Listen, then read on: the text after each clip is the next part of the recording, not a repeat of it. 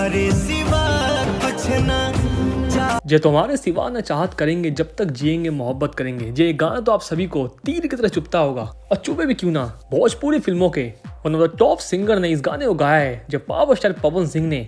और ये गाना इसमें भोजपुरी के साथ साथ हिंदी ऑडियंस पर भी सर चढ़कर बोल रहा है। सभी लोग इस गाने पर एंजॉय कर रहे हैं, और एक नेक्स्ट लेवल का पावर स्टार पवन सिंह ने इसमें एक्टिंग भी किया है। हालांकि अभी तो इस गाने पर रील का सिलसिला चालू ही हुआ था।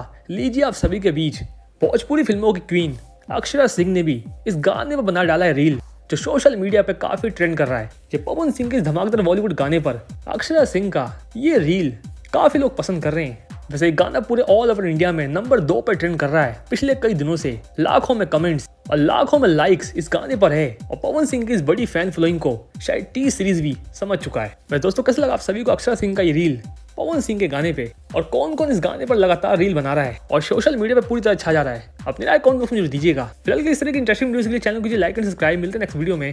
धन्यवाद।